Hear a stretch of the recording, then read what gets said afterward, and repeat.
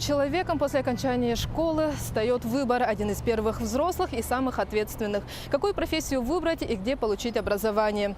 Кто-то уже заранее определился с выбором, а кто-то только сейчас принимает решение. И это не страшно, ведь этот выбор должен быть более чем обдуманным. Успех определяет не только по желанию и предпочтения, но и востребованность специальности. Так, если в школе дают общие знания, то учебные заведения готовят работников, которые смогут уже в будущем применить свои навыки на деле. Так, в каких специалистах нуждается строительная отрасль, узнаем сегодня в выпуске. В эфире «Квадратный метр». Смотрите сегодня. Якутский коммунально-строительный техникум – одно из старейших учебных заведений республики. Каких специалистов в нем готовят и какие условия для студентов предлагает СУЗ, узнаем в нашем материале. Строительной отрасли республики нужны рабочие кадры. Несмотря на ежегодную подготовку и выпуск квалифицированных специалистов, на стройках Якутии не хватает работников из местного населения. В чем причина и как следит профильное ведомство за оснащением компаний кадрами? Об этом и о многом другом поговорим с заместителем министра архитектуры и строительного комплекса республики Галиной Новиковой. Куда поступить? Краткий обзор средних специальных учебных заведений, готовящих наиболее востребованные строительные специальности в нашей рубрике «Инфографика». Приоритетная программа переселения на финишной прямой. В городе Ленске бывшие жильцы аварийных домов получили ключи от элитных квартир. Как реализуют программу в Ленском районе, в материале наших коллег.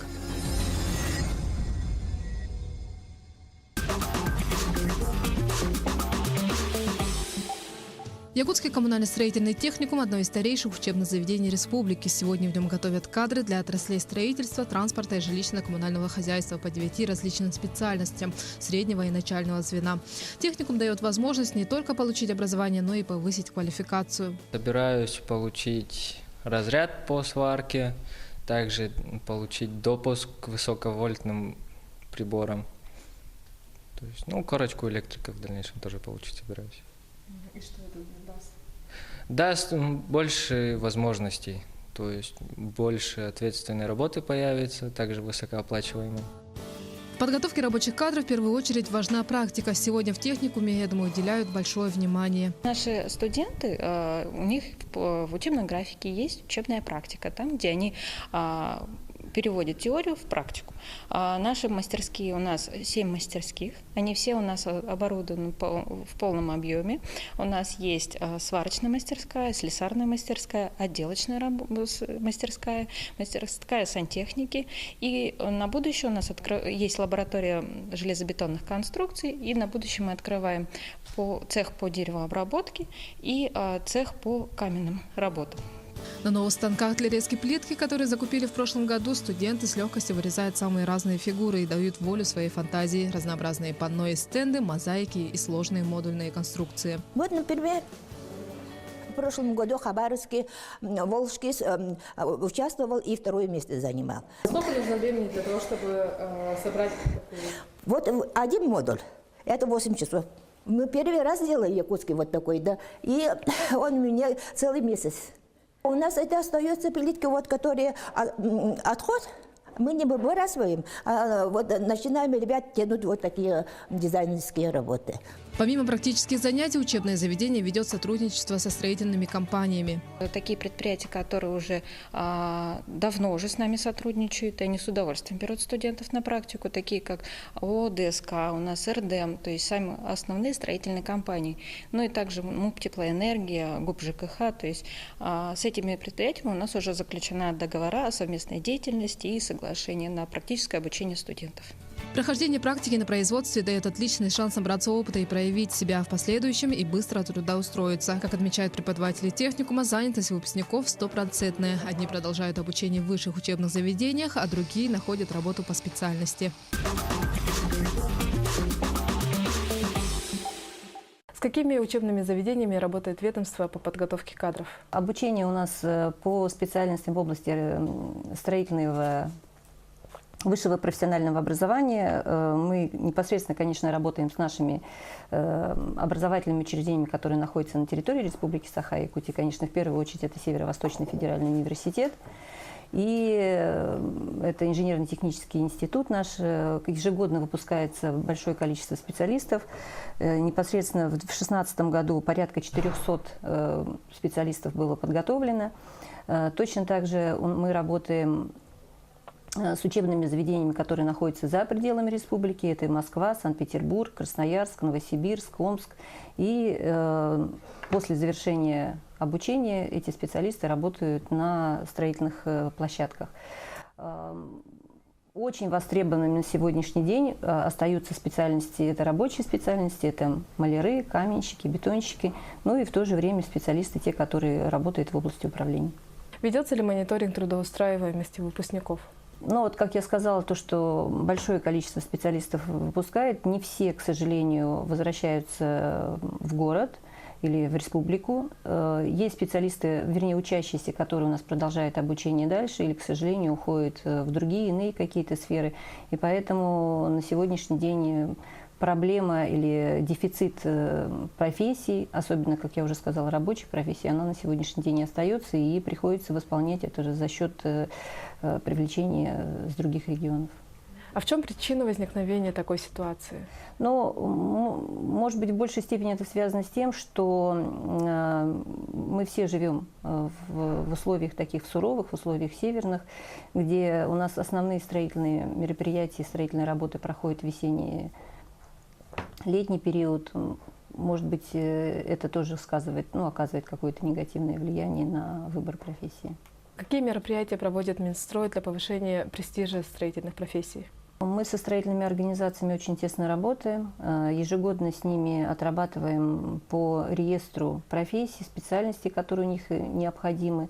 Составляем, не сказать, что это реестры, но определенные списки потребностей. И со своей стороны встречаемся с учебными заведениями. В прошлом году была подготовлена книга, которая была в которой рассказывается о профессии архитекторов, строителей, проектировщиков, для того, чтобы наши учащиеся уже в школе могли ознакомиться о тех особенностях строительной профессии, которые у нас проводятся на территории Республики Саха-Якутия. И работаем с нашими членами СРО для того, чтобы они видели нашу строительные площадки, выезжаем туда. То есть стараемся рассказать о тех особенностях, которые у нас имеются.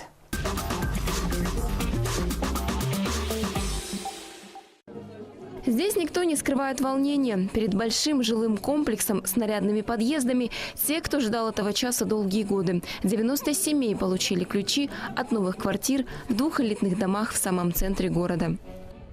Мою душу, мое сердце переполняет волнение от такую красоту. Вообще в Ленске самый первый, самый лучший, самый красивый дом. Конечно, я очень волнуюсь, конечно, думаю, что счастье будет здесь, и все будут здоровы и счастливы. Застройщик фирма «Три семерки» и раньше строила качественное жилье для участников программы переселения. Тоже в каменном варианте с соблюдением всех требований. Но эти дома особенные. На жилом комплексе при клинике матери и ребенка строители не экономили. Сам комплекс как украшение. Яркий, светлый, современный. В нем городская администрация выкупила квартиры для переселенцев. Новоселье немного откладывалось, все волновались, но не зря. Этот день как новая точка отсчета в жизни каждой семьи. От всей души поздравляю всех новоселов, которые получили здесь квартиры. Надеюсь, что всем понравится, нареканий не будет. А нареканий и не было. Каждый, кто получал ключи, от души благодарил и главу города, чьими усилиями Ленск попал в программу переселения, и строителей, благодаря которым о старых аварийных квадратных метрах забыли, как только переступили порог новых квартир. Ленточка перерезана, заветные ключи в руках, новоселы идут домой.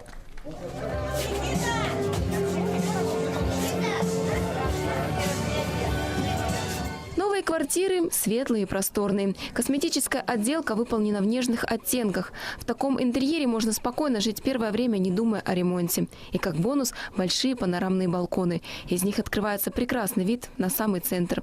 Рядом удобная инфраструктура, поликлиника, аптеки, дворец культуры, салоны красоты, магазины. Не ожидали, что будет такая квартира, тем более она, я смотрю, больше по площади, чем мы жили, пусть небольшая, там разница, но есть. Туалет, ванна отдельно, это большой плюс. Вообще хорошо, мы рады, мы довольны, спасибо всем. Сейчас в новые дома заезжают семьи из нескольких аварийных общежитий. По Победе 54Б, его, кстати, уже снесли, и Каландарашвили 19. Его тоже снесут уже в этом году. Новость радостная не только для переселенцев. Настроение замечательное, учитывая то, что мы сегодня вручили ключи 28 семьям, да, это вот первые ласточки в 2 9-этажных зданиях в комплексе. Мы выкупили 94 квартиры. Я надеюсь, что вот сейчас, как пойдет оформление документации всей, да, мы передадим ключи всем остальным. И я надеюсь, что в течение ближайшего месяца эти 2 9-этажных новых здания заселятся полностью людьми. Люди будут здесь жить долго, счастливо. В этом году в Ленске будут сданы и еще 2 дома, куда переедут переселенцы. Еще 88 семей ждут своего радостного часа.